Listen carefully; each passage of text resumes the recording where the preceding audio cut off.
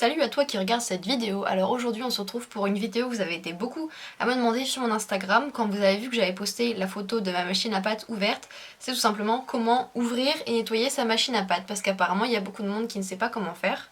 Alors je vais vous montrer ma méthode parce que j'aime bien ouvrir et un petit peu voir le fonctionnement de plein de machines et d'appareils qu'il y a autour de moi.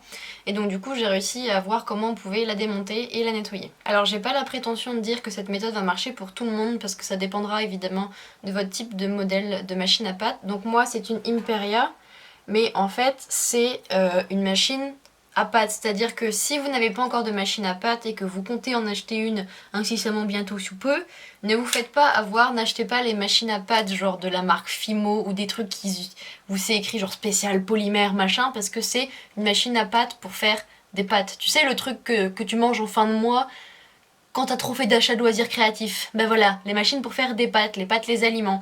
Donc ça se trouve pour 15, 20, 30 euros. Voilà, une machine à pâte, et n'achetez pas des trucs spécial Fimo à 60 euros parce que vous allez vous faire avoir. C'est juste, voilà, ils cherchent à prendre les gens pour des pigeons. Donc voilà, bon plan, une machine à pâte pour faire des pâtes, c'est ce qu'il faut. Donc pour démonter la machine à pâte, il va tout simplement vous falloir un tournevis. Donc moi j'ai un plat parce que j'ai que ça, mais en fonction du type de vis que vous avez, vous pouvez aussi utiliser un cruciforme. Donc si tu n'en as pas, tu demandes à ton papa, il en aura forcément un. Alors avec le tournevis que tu as demandé à ton papa, tu vas venir tout simplement dévisser la vis qui se trouve ici. Tu l'enlèves, tu ne la perds pas, sinon tu es dans la merde. On enlève la partie qui est ici. Donc là, ça se présente comme ceci. Vous voyez, vous avez deux pointes ici. Donc là, on voit ici l'intérieur de la machine, hein. Et en fait, tout simplement, vous allez venir enlever les pointes qu'il y a ici. Donc vous pouvez utiliser vos doigts à l'intérieur pour pousser, pour que ce soit plus facile à enlever. Hop. Vous enlevez les deux tiges. Et là, hop, vous pouvez enlever tout simplement les lames. Et c'est cette partie-là qu'il faut nettoyer. Donc vous voyez là, bon moi comme je l'ai nettoyé il n'y a vraiment pas longtemps, il n'y a pas grand-chose. Et c'est ça, en fait c'est le dépôt de pâte qui se met ici. En fait c'est pour que la pâte qui sorte soit bien lisse. À chaque fois la machine en tournant ça nettoie le dépôt de pâte sur les rouleaux, et donc ça se dépose ici, et c'est ça, c'est ce dépôt là en fait qui est responsable de quand vous passez un bout de pâte dans la machine à pâte et qu'il y en a beaucoup, ça ressort sale en fait, donc c'est pas terrible. Donc en fait vous avez juste, vous utilisez un petit mouchoir etc, vous nettoyez, ou même vous utilisez, hop, on s'embête pas, vous utilisez l'autre lame.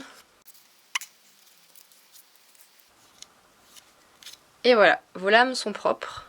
C'est bien gentil de l'avoir démontée, mais maintenant on va la remonter, et c'est ça en fait qui est le plus compliqué. Moi la première fois, alors enlever c'est simple, hein, mais à remettre à l'intérieur c'est vachement... En fait une fois qu'on a compris c'est tout simple, mais au début j'ai mis une demi-heure à la remonter, j'ai cru que j'allais jamais réussir. Donc en fait tout le secret du remontage, il tient grâce à ces petites choses là. Donc en fait vous voyez il y a des petites encoches, ici là, et en fait c'est là-dedans que ça va correspondre avec les différents creux en fait des lames. Donc vous venez prendre la machine à pâte comme ceci, et une des lames donc dans ce sens là, vous voyez, avec vraiment le côté de la lame vers l'intérieur du rouleau. Et en fait les petits bitognos là qu'il y a ici, ça doit venir correspondre avec ce trou là, le premier là.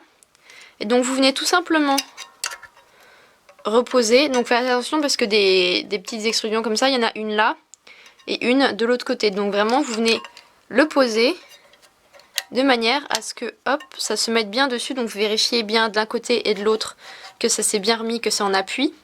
Et en fait là vous voyez que du coup le trou qu'il y a ici et ici, en fait il y a la place pour remettre la première barre.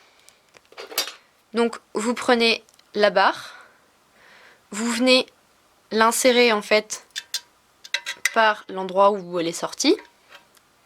Donc il faut toujours que ce soit le côté pointu qui soit ressorti comme c'était de base. Donc vous venez insérer hop, la lame à l'intérieur. Vous venez la glisser. De toute façon ça s'emboîte, hein, vous voyez les rainures elles sont faites pour.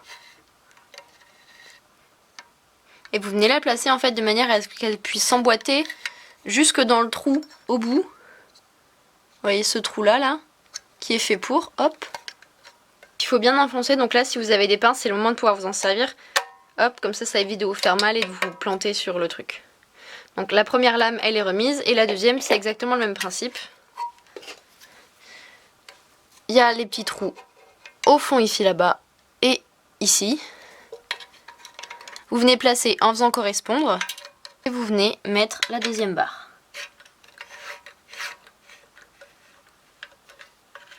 Hop. Et voilà. Vous voyez, comme neuf au début. Et puis tout simplement, après, vous n'avez plus qu'à remettre le capuchon.